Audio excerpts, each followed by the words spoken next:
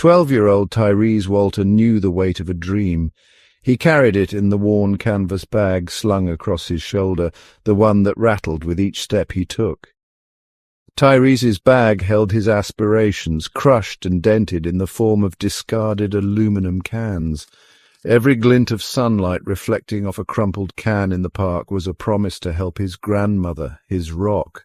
Each can represented a few cents closer to easing her burden, a few cents closer to a warm meal they could share. Tyrese wasn't bitter. Life had dealt him a difficult hand, but it had also taught him resilience.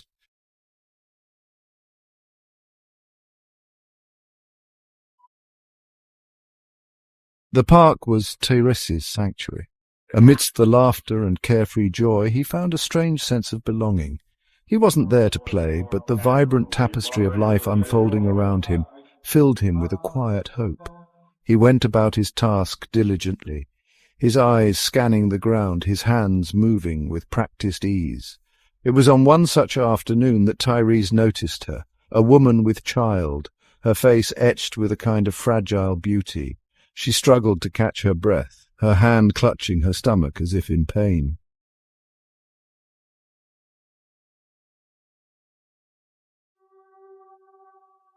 Tyrese felt a familiar pang in his chest, a deep empathy that seemed to well up from the very core of his being. He knew what it felt like to be invisible, to be overlooked and disregarded. He approached her cautiously, his own burdens momentarily forgotten. Her eyes, wide with fear and pain, met his. "Are you all right, Mum?" he asked, his voice barely a whisper. She shook her head, her hand tightening over her stomach.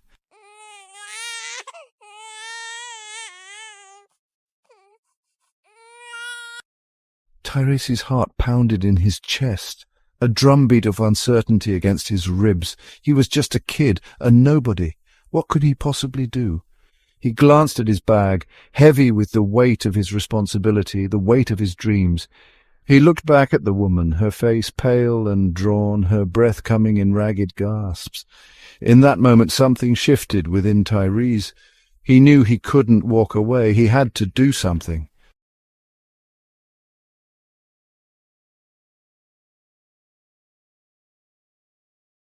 Tyrese scanned the park, his eyes searching for a familiar face, someone he could trust. But the faces that swam into view were strangers, their eyes glazed over with their own preoccupations. He approached a group of teenagers huddled on a bench, their laughter echoing through the fading light. "Excuse me," he began, his voice barely audible above the din. They glanced at him, their expressions a mixture of boredom and annoyance, before turning back to their own conversations. "Please, I need help. There's a woman over there. She's pregnant, and I think she's hurt." His words seemed to hang in the air, met with blank stares and shrugs.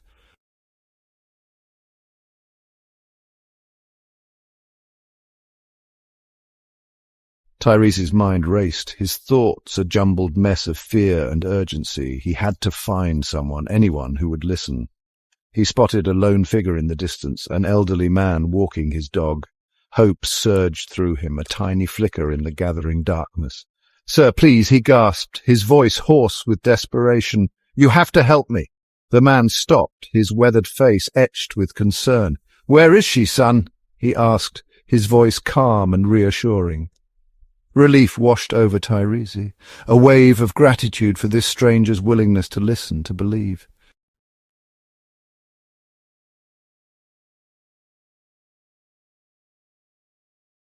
Without hesitation, the elderly man followed Tyrese, his dog trotting faithfully by his side. As they approached the spot, Tyrese's heart sank. The woman was gone. Panic surged through him, a cold dread gripping his chest.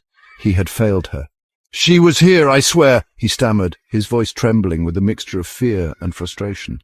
The elderly man placed a reassuring hand on Tyrese's shoulder. "It's all right, son," he said, his voice a calming presence in the growing darkness.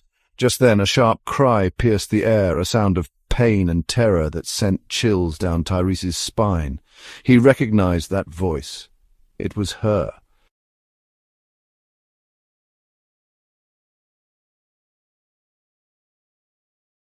The cry echoed from deeper within the park, near the old oak tree with its gnarled branches reaching out like skeletal fingers. Tyrese didn't hesitate. He sprinted, the elderly man struggling to keep up, his dog barking with concern. He burst into a small clearing, his breath ragged, heart pounding. There she was, slumped against the base of the oak tree, her face contorted in pain. A man in a security uniform stood over her, arms crossed, his expression impatient.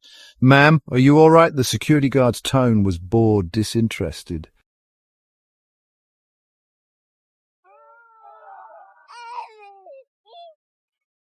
"Leave her alone!" Tyrese shouted, surprising even himself with the force of his own voice. The security guard turned, an eyebrow raised. "This don't concern you, kid. Move along. It does concern me." Tyrese stood protectively in front of the woman, small but defiant. "She needs help! We need to call an ambulance!" The woman cried out again, a choked sob that tore at Tyrese's heart. He ignored the guard, kneeling beside her, his hand hovering over her arm, unsure if he should touch her. "It's okay, Mum. Help is coming," he said, hoping he sounded more confident than he felt.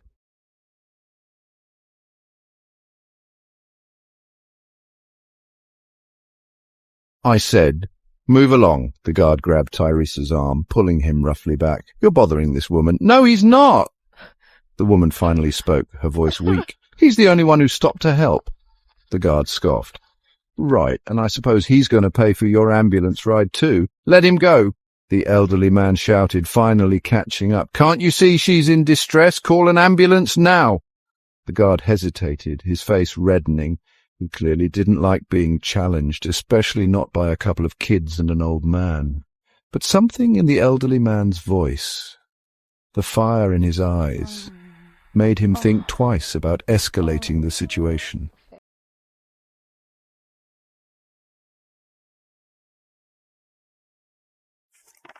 Tyrese, though shaken by the guard's rough treatment, refused to move.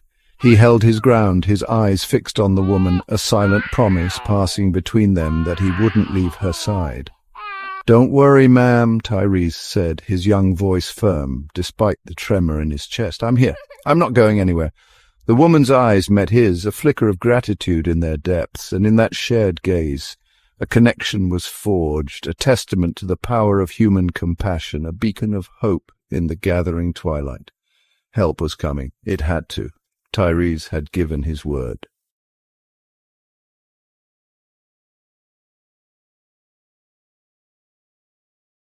The wail of sirens pierced the evening quiet, growing louder with each passing second. Relief washed over Tyrese, a physical sensation that made his knees weak. He glanced at the woman, her breathing shallow but steady now. The security guard, his earlier bravado gone, fidgeted nervously as the ambulance pulled up onto the grass nearby. 2 paramedics jumped out, rushing towards them with a stretcher. "What do we have here?" one of the paramedics asked, already assessing the situation with a practiced eye. Tyrese bit back a retort, knowing this wasn't the time or place. He watched as the paramedics lifted the woman, her hand briefly finding his in a silent thank you before she was wheeled towards the waiting ambulance.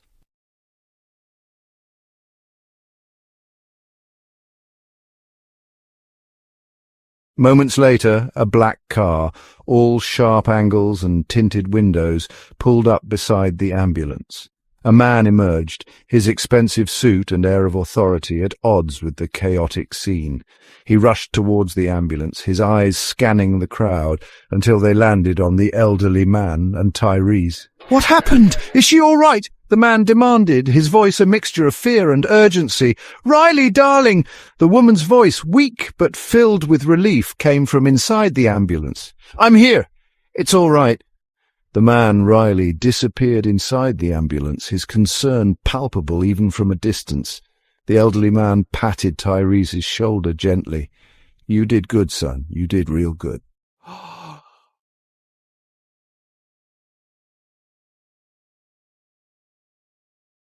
"You're Tyrese, right?" Tyrese looked up, startled. Riley Westwood stood before him, a look of genuine gratitude softening his features. "Yes, sir." Tyrese replied, suddenly acutely aware of his worn-out shoes and the grime on his hands. "My wife told me what you did for her, Tyrese. You were the only one who stopped to help." Riley's voice cracked slightly with emotion. "You're a good man. A brave man," Tyrese stammered, unsure how to respond. No one had ever called him brave before. "It was nothing, sir," Tyrese mumbled, looking down at his feet. He felt a blush creep up his neck, embarrassed by the attention, by the unexpected praise. "Nothing? Tyrese, you saved my wife and my child. That's not nothing. That's everything."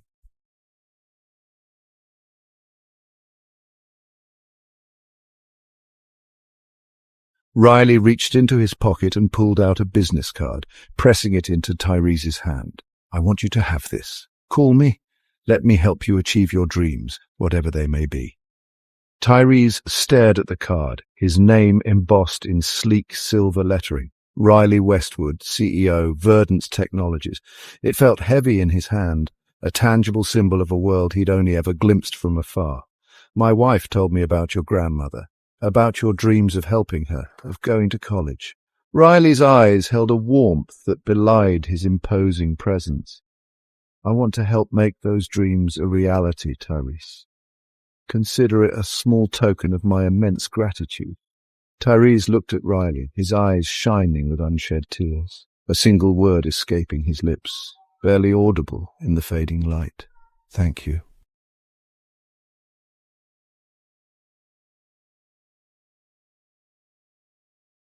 The city lights blurred as Tyrese walked, his legs moving on autopilot.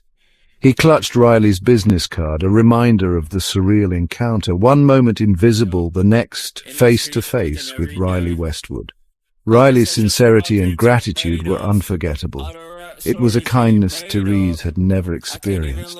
Fear crept in that it was too good to be true, fear that he would wake up and nothing would change. Still the can collector, invisible with dreams.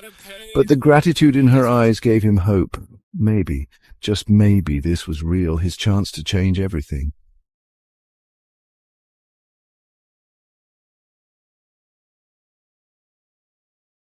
The familiar creak of the apartment door brought Tyrese back to his reality. He stepped inside, the smell of his grandmother's cooking, a comforting blend of spices and something sweet filling his senses. It was a smell that always meant home, a smell that held the weight of their shared history, their love. He found his grandmother in the kitchen, her frail frame hunched over the stove, stirring a pot on the worn burner. The lines on her face seemed deeper tonight, the weight of their struggles etched into every crease. "Tyrese, baby, you're back late." Her voice was warm, laced with concern. "Was it a good day?" He hesitated, the weight of his news heavy on his tongue. He wanted to blurt it all out, to see her face light up with hope. But a part of him held back, afraid to break the fragile bubble of their reality.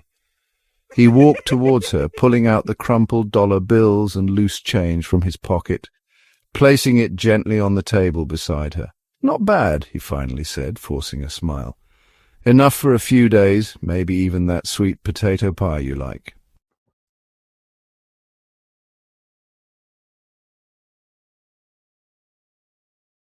He watched as his grandmother counted the money, her brow furrowed in concentration. He knew every dollar represented a victory, a small triumph against the relentless tide of their circumstances. He couldn't bear to see her shoulders slump with disappointment if this turned out to be another empty promise. He pulled Riley's card from his pocket, smoothing out the creases with a nervous hand. "Actually," he began, his voice barely a whisper, "something happened today." He told her everything. The woman in the park, the pain in her eyes, his fear, his decision to help. He told her about the security guard, his anger, the arrival of the ambulance, and finally, about Riley Westwood.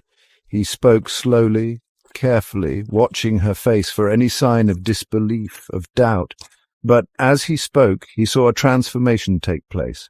The worry lines on her forehead seemed to ease, replaced by a flicker of something he hadn't seen in a long time, hope. When he finished, silence filled the small kitchen, broken only by the quiet hum of the refrigerator.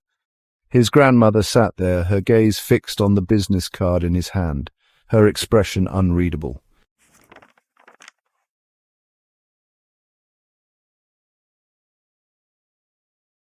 "Tyrese, baby," his grandmother finally said, "you have a good heart. Don't you ever let anyone tell you different. You hear me?" He nodded, tears welling up in his eyes. He would call Riley Westwood. He would grab hold of this chance, this lifeline, with both hands. This was about a future where dreams could finally take flight.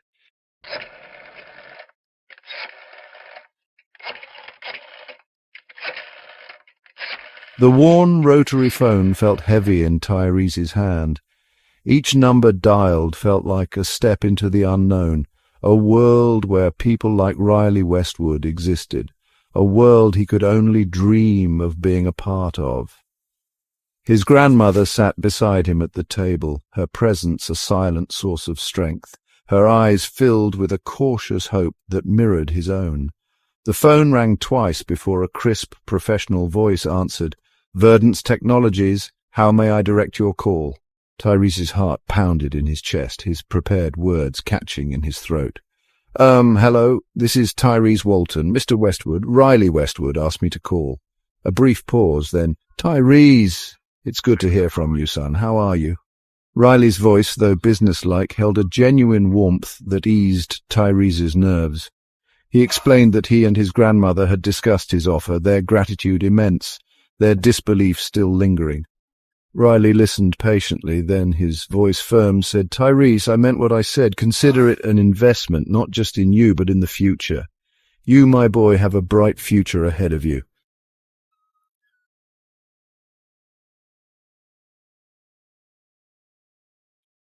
True to his word, Riley Westwood opened a world of opportunities for Tyrese. Verdant's Technologies, a leader in sustainable energy, became Tyrese's gateway to a future he had never dared to imagine. Riley, recognizing Tyrese's sharp mind and inherent kindness, ensured he received the best education. A scholarship fund was established, securing Tyrese's future education. He thrived in his studies, his natural curiosity blossoming in the face of new knowledge. But Riley went beyond financial support. He became a mentor, a guide, a father figure Tyrese had yearned for without realizing it. He invited Tyrese to spend time at Verdant's, not just observing, but participating.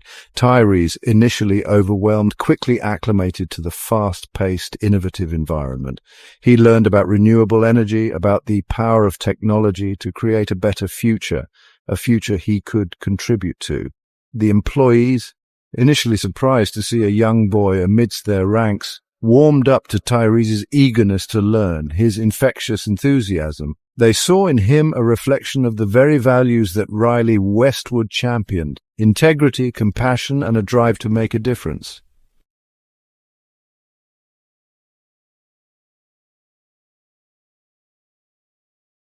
Tyrese's story, the boy who collected cans and saved a life, became a beacon of hope, a testament to the power of kindness and the importance of looking beyond appearances. Riley, a shrewd businessman, recognized the power of Tyrese's story. He shared it, not for publicity, but to inspire. Newspapers picked up the story, local news channels ran segments, and soon Tyrese found himself sharing his story on a larger platform. He spoke about his grandmother, about the struggles they faced, about the kindness of strangers, and the life-altering generosity of Riley Westwood. But it was Tyrese's message of hope, his unwavering belief in the power of one person to make a difference, that resonated most deeply. Donations poured in, not just for Tyrese and his grandmother, but for community centers, for scholarships for underprivileged children, for initiatives supporting single-parent families.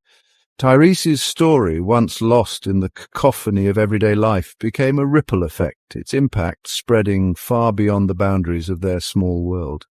He had become a symbol not of his past struggles, but of the potential that lies dormant within us all, waiting for a single act of kindness, a moment of recognition to ignite it.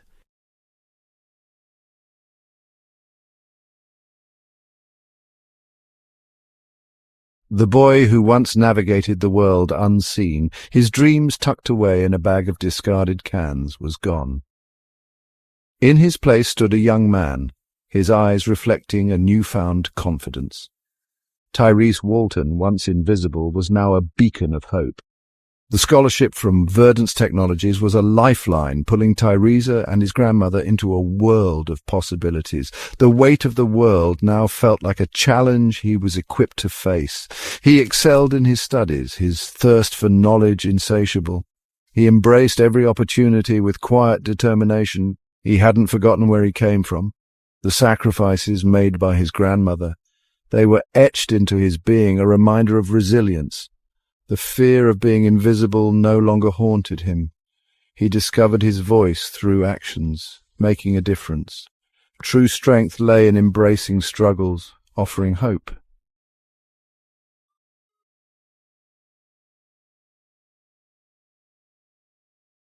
Years later, Tyrese stood tall, a testament to the power of a single act of kindness, the ripple effect of one life touching another.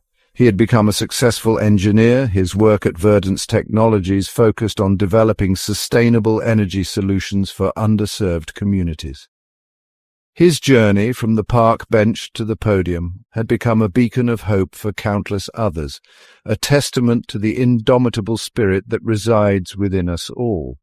He traveled the country, sharing his story, inspiring young minds, reminding everyone that even in the face of adversity, even when life seemed determined to keep them down, there was always hope. He spoke of the woman he helped, Clara, who had become a dear friend, a symbol of the interconnectedness of their lives. He spoke of Riley Westwood, his mentor, his champion, the man who had not only given him a chance, but had shown him the true meaning of compassion and leadership. And he spoke of his grandmother, her unwavering love, her quiet strength, the bedrock upon which he had built his life. We all have the power to make a difference, he would say, his voice echoing with conviction. Sometimes it's the smallest acts of kindness, the willingness to see the unseen, that can ignite the greatest change.